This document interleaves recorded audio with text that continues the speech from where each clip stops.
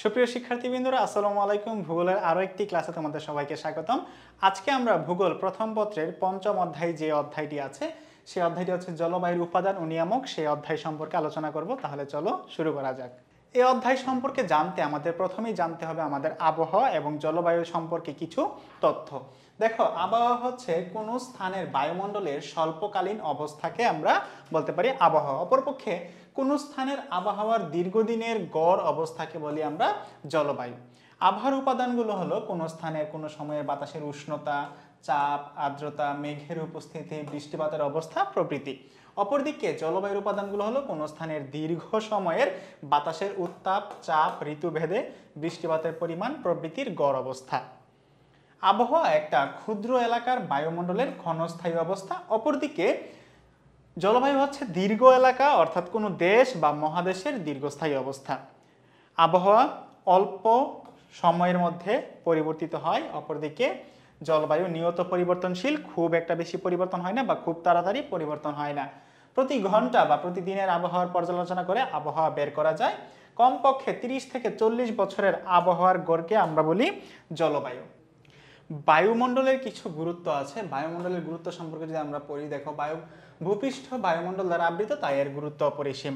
বায়ুমণ্ডল ভূপৃষ্ঠের উপরিভাগে এমন একটি আবরণ সৃষ্টি করে যাতে উল্কাপাত সরাসরি আমাদের ক্ষতি করতে না পারে। অর্থাৎ পৃথিবীতে বা আমাদের যে মহাবিশ্বে বিভিন্ন ধরনের উল্কাপাত হয়, বিভিন্ন ধরনের পাথর হচ্ছে এদিক ওদিক ছিটকে চলে যায়। তো এই যে উল্কাপিণ্ডগুলা যে আসে, সেই উল্কাপিণ্ডগুলা কিন্তু আমাদের বায়ুমণ্ডল দ্বারা এরকমভাবে একটা সুরক্ষিত থাকে, যার ফলে এগুলা কিন্তু সরাসরি পৃথিবীতে আঘাত করতে পারে না।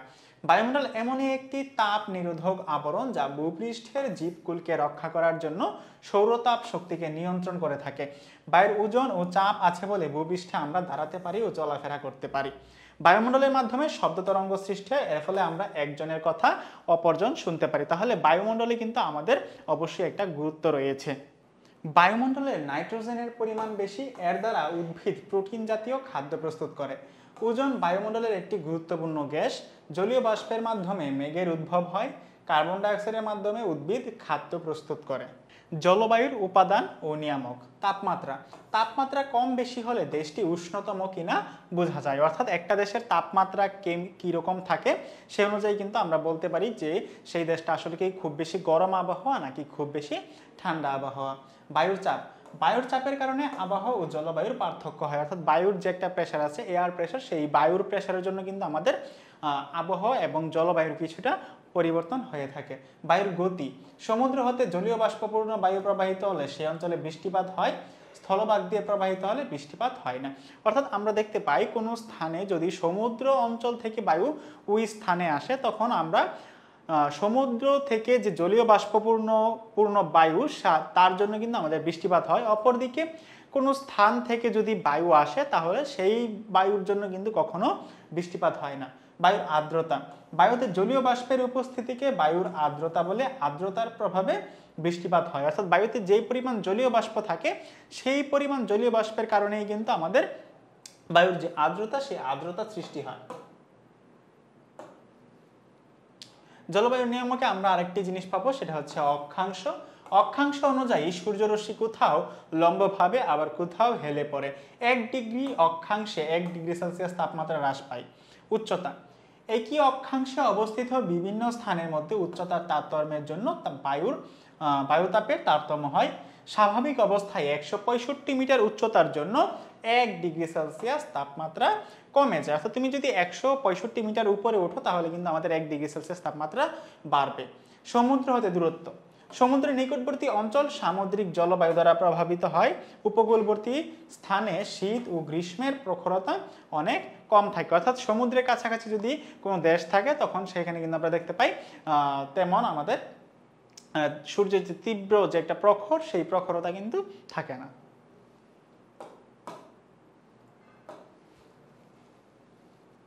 তাপবলয়। তাপবলয় মূলত সূর্যরশ্মির হ্রাস বৃদ্ধির উপর ভিত্তি করে সৃষ্টি হয়েছে। পৃথিবীর তাপবলয়গুলো হলো উষ্ণমণ্ডল, উত্তর নাতিশীতোষ্ণমণ্ডল, দক্ষিণ নাতিশীতোষ্ণমণ্ডল, উত্তর হিমমণ্ডল, দক্ষিণ হিমমণ্ডল।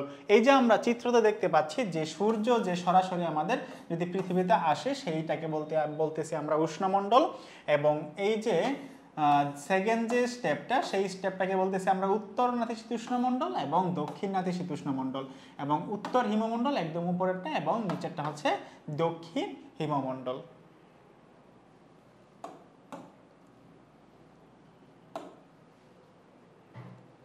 বায়ুর তাপ বলয়ের মতো বায়ুর চাপ বলয়ও কিন্তু রয়েছে। কোথায় বায়ু কম থাকে, কোথায় বায়ু বেশি থাকে, সেটাও কিন্তু আমাদের উপর একটু দেখতে হবে। যে বায়ুর চাপ দুই ধরনের, উচ্চচাপ ও নিম্নচাপ। ভূপৃষ্ঠে প্রধানত 7টি চাপ বলয় রয়েছে, এদের 3টি নিম্নচাপ ও 4টি উচ্চচাপ বলয় রয়েছে। এক নাম্বার যদি আমরা দেখি যে নিরক্ষীয় নিম্নচাপ। নিরক্ষীয় রেখা কোনটা তোমরা অবশ্যই জানো, নিরক্ষ রেখা হচ্ছে একদম মাঝখানে যে রেখাটা, সেই রেখাটা। তো এই রেখার আশেপাশে উপরে নিচে দেখো, নিরক্ষ রেখার উভয় পাশে 0 থেকে 10 ডিগ্রি পর্যন্ত নিম্নচাপ হতে পারে। সূর্য খারাপভাবে কিরণ দেয়, ফলে জলীয় বাষ্পপূর্ণ বায়ুর সাথে মিশ্রিত হলে বায়ু আরো হালকা হয়। এই অঞ্চলের অপর নাম অবসাদ অঞ্চল। তাহলে যেহেতু এখানে সূর্যরশ্মি সরাসরি আমাদের তাপ দেয়, সেজন্য এটাকে কিন্তু আমরা বলি যে বায়ুর নিরক্ষীয় নিম্নচাপ। উপক্রান্তীয় উচ্চচাপ বলয়। বায়ু ক্রমশ শীতল হয়ে 25 ডিগ্রি থেকে 35 ডিগ্রি উত্তর ও দক্ষিণ অক্ষাংশের ক্রান্তীয় অঞ্চলে উপস্থিত হয়ে আংশিকভাবে নিম্ন দিকে নেমে আসে। এই অঞ্চলে বায়ু সাধারণত শান্ত থাকে, এজন্য এই বলয়কে ক্রান্তীয় শান্ত বলয় বলে। পূর্বে পালের জাহাজের সাহায্যে বিভিন্ন দেশের মধ্যে ব্যবসা বাণিজ্য চলত। ওই জাহাজগুলো আটলান্টিক মহাসাগরস্থ কর্কটীয় শান্ত বলয়ে চলার সময় গতিহীন থাকতো, ফলে জাহাজের ঘোড়াগুলোকে ফেলে দিত, এজন্য একে অশ্ব অক্ষাংশ বলে। অর্থাৎ জাহাজে যে ঘোড়াগুলো থাকতো তারা আসলে কখনো নিশ্চিত ছিল না যে তারা হচ্ছে তাদের গন্তব্যে পৌঁছাতে পারবে কিনা, যার ফলে তাদের জাহাজ থেকে ওজন কমানোর জন্য তাদের যে ঘোড়াগুলো থাকতো সেই ঘোড়া কিন্তু তারা হচ্ছে আটলান্টিক মহাসাগরে ফেলে দিত। এজন্য এর নাম হয়েছে আমাদের অশ্ব অক্ষাংশ। উপমেরুবৃত্ত নিম্নচাপ বলয়। সুমেরু ও কুমেরু প্রদেশের তুলনায় সুমেরুবৃত্ত ও কুমেরুবৃত্তের সন্নিকটে ভূপৃষ্ঠের পরিসর এবং পৃথিবীর আবর্তনের গতিবেগ উভয়ই বেশি। 60 থেকে 65 ডিগ্রি উত্তর অক্ষাংশের সুমেরুবৃত্তের নিকট এই নিম্নচাপ বলয় সুমেরুবৃত্তি নিম্নচাপ বলয় এবং দক্ষিণ অক্ষাংশে কুমেরুবৃত্তের নিকট নিম্নচাপ বলয়টিকে কুমেরুবৃত্তের নিম্নচাপ বলয় বলা হয়। মেরুদেশীয় উচ্চচাপ বলয়। দুই মেরুর নিকটবর্তী স্থানে অতিরিক্ত শীতের জন্য বায়ু সর্বদাই শীতল ও ভারী হয়। এই দুই অঞ্চলে সূর্যকিরণের অভাবে বায়ুতে জলীয় বাষ্প কম থাকে, ফলে দুই মেরুতে বায়ুর চাপ উচ্চ হয়। মেরুর আয়তন কম বলে এরূপ অধিক বায়ুর উপস্থিতির জন্য তথায় বায়ুর চাপ আরো বৃদ্ধি পায়। এসব কারণে মেরুতে উচ্চচাপ বলয় সৃষ্টি হয়। উত্তর মেরুতে সুমেরু উচ্চচাপ এবং দক্ষিণ মেরুকে কুমেরু উচ্চচাপ বলে। অর্থাৎ আমাদের পৃথিবীর উপরের যে অবস্থানটা সেটাকে বলবো আমরা সুমেরু এবং নিচের যে অবস্থানটা সেটাকে বলবো আমরা কুমেরু। বায়ু প্রবাহের কারণ, বায়ু কেন প্রবাহিত হয়? দেখো, কোন স্থানের উষ্ণতা বেশি হলে, অর্থাৎ কোন স্থান যদি গরম হয় তখন সেই স্থানে কিন্তু আমাদের বায়ু প্রবাহিত হয়। বায়ুতে জলীয় বাষ্পের পরিমাণ বেশি থাকলে বায়ু প্রবাহিত হয়। বায়ু প্রসারিত হলে চাপ কমে যায়, তখন ওই অঞ্চলে নিম্নচাপ কেন্দ্রের সৃষ্টি হয়। বায়ুচাপের সমতা রক্ষার্থে তখন আশেপাশের বায়ু নিম্নচাপের দিকে আসতে শুরু করে, এভাবে বায়ু প্রবাহ সৃষ্টি হয়। অর্থাৎ বায়ু যেখানে নিম্নচাপ আছে সেই নিম্নচাপে কিন্তু আমাদের বায়ুটা কম থাকে এবং উচ্চচাপে বায়ুটা বেশি থাকে। যখনই বায়ুর কোনো জায়গায় নিম্নচাপ সৃষ্টি হয় তখন উচ্চচাপ অঞ্চল থেকে বায়ু সেই নিম্নচাপ অঞ্চলে আসতে শুরু করে, তখন কিন্তু বায়ুটা চায় যে সে যেন একটা ব্যালেন্স অবস্থায় থাকে। তো এইভাবেই কিন্তু আমাদের বায়ু প্রবাহের সৃষ্টি হয়। ফেরেলের সূত্র। উত্তর গোলার্ধের বায়ু ডান দিকে এবং দক্ষিণ গোলার্ধে বাম দিকে বেঁকে প্রবাহিত হয়, এটি বিজ্ঞানী ফেরেল সর্বপ্রথম আবিষ্কার করেন, তাই একে ফেরেলের সূত্র বা ফেরেলস ল বলা হয়। বাইস-বেলট আরেকজন বিজ্ঞানী আছে, উনি বলেছে যে উত্তর গোলার্ধের বায়ুর দিকে পশ্চাৎ ফিরে দাঁড়ালে, অর্থাৎ যদি আমি পিছন ফিরে দাঁড়াই তাহলে ডান দিকের বায়ু অপেক্ষা বাম দিকের বায়ুর চাপ কম থাকবে। দক্ষিণ গোলার্ধে এর বিপরীত অবস্থা দেখা যায়।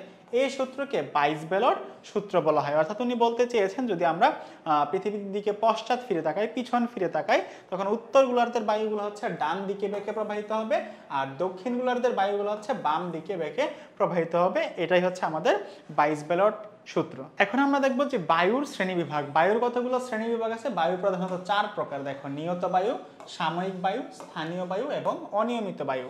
নিয়ত বায়ু প্রবাহ পৃথিবীর চাপ বলয়গুলো দ্বারা নিয়ন্ত্রিত হয়ে যে বায়ু বছরের সকল সময় নিয়মিতভাবে একই দিকে প্রবাহিত হয় তাকে নিয়ত বায়ু বলে। নিয়ত বায়ু প্রবাহ প্রধানত 3 প্রকার: অয়ন বায়ু বা বাণিজ্য বায়ু, পশ্চিমা বায়ু এবং মেরু বায়ু। অয়ন বায়ু বা বাণিজ্য বায়ু নিরক্ষীয় নিম্নচাপ বলয় থেকে উষ্ণ বায়ু হালকা হয়ে উপরে উঠে গেলে কর্কটীয় ও মকরীয় উচ্চচাপ বলয় থেকে যে শীতল ও ভারী বায়ু নিরক্ষীয় নিম্নচাপ বলয়ের দিকে প্রবাহিত হয় তাকে অয়ন বায়ু বলে। প্রাচীনকালে পাল চালিত বাণিজ্য জাহাজগুলো এই বায়ুর দিকে অনুসরণ করে যাতায়াত করেছে বলে একে বাণিজ্য বায়ু বলা হয়। অবস্থান: নিরক্ষীয় শান্ত বলয়ের উভয় দিকে 10 থেকে 35 ডিগ্রি অক্ষাংশ। বৈশিষ্ট্য: জলীয় বাষ্প কম থাকে বলে বৃষ্টিপাত হয় না। এই বায়ুর যে অংশে সমুদ্রের উপর দিয়ে প্রবাহিত হয় উচ্চ পর্বতগাত্রে বাধা পেয়ে বৃষ্টিপাত সৃষ্টি হয়। অর্থাৎ এই বায়ুটা কিন্তু আমাদের পর্বতগাত্রে বাধা পেয়ে বৃষ্টির একটা সৃষ্টি করতে পারে। পশ্চিমা বায়ু: কর্কটীয় ও মকরীয় উচ্চচাপ বলয় হতে অয়ন বায়ু ব্যতীত আরো দুটি বায়ু অয়নের বিপরীত মেরুবৃত্তীয় নিম্নচাপ বলয়ের দিকে প্রবাহিত হয়। পশ্চিম দিক দিয়ে এই বায়ু দুটি প্রবাহিত হয় বলে একে পশ্চিমা বায়ু বলে। অবস্থান: উভয় গোলার্ধে 35 থেকে 60 ডিগ্রি অক্ষাংশ।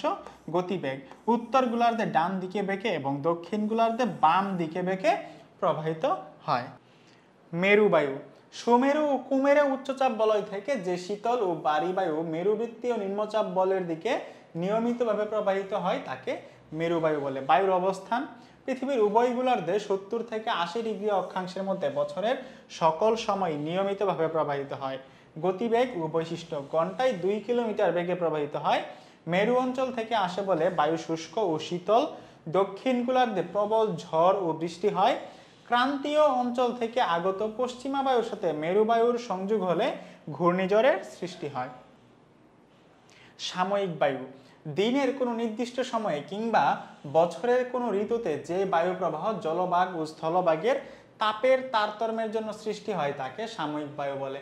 মৌসুমী বায়ু, সমুদ্র বায়ু, স্থলবায়ু, পার্বত্য বায়ু এবং উপত্যকা বায়ু সাময়িক বায়ুর অন্তর্গত। অর্থাৎ হঠাৎ করে যে বায়ুটা সৃষ্টি হয় সেটাকে বলতে পারি আমরা সাময়িক বায়ু।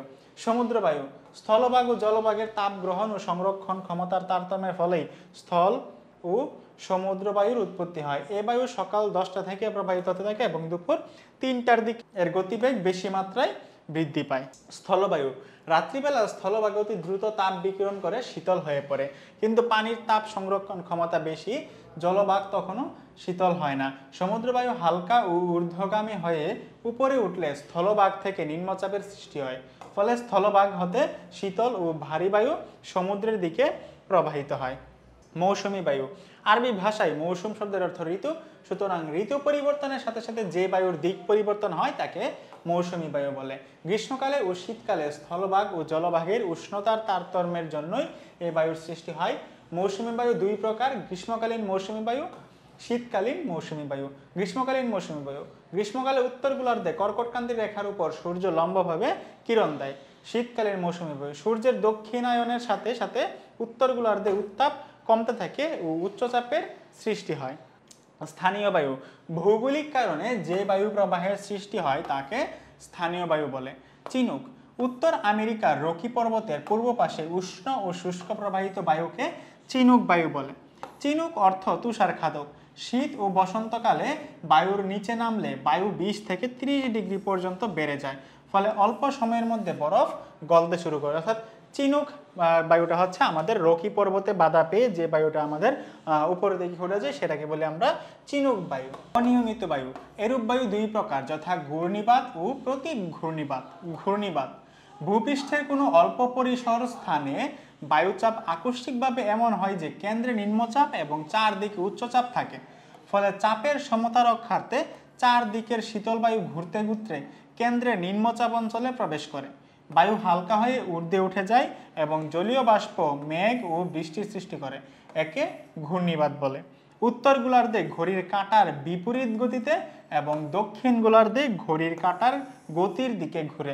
অর্থাৎ উত্তর গোলার্ধে ঘড়ির কাঁটার দিকে অর্থাৎ আমাদের বাম থেকে ডান দিকে এইভাবে ঘুরতে থাকবে বায়ুটা, আর দক্ষিণ গোলার্ধে বাম থেকে ডানের দিকে আমাদের বায়ুটা ঘুরতে থাকে।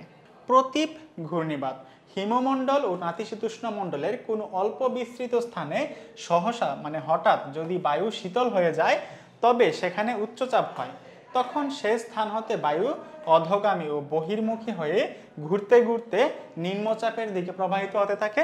এটা কি বলি আমরা? প্রতীপ ঘূর্ণিবাত। মেঘ ও বৃষ্টিপাত। বায়ুতে ভাসমান জলীয় বাষ্প কোনো কারণে শীতল হলে অতি ক্ষুদ্র পানিকণা ও তুষারকণায় পরিণত হয়। এগুলো ধূলিকণার আশ্রয় নিয়ে বাতাসে ভেসে বেড়ায়। বাতাসে ভাসমান এই পানিকণাকে মেঘ বলে। বৃষ্টিপাত, বিভিন্ন ধরনের আমরা বৃষ্টিপাত দেখতে পাই। প্রধানত হচ্ছে পরিচলন বৃষ্টি, শৈলক্ষেপ বৃষ্টি, ঘূর্ণিবাত বৃষ্টি, সংঘর্ষ বৃষ্টি।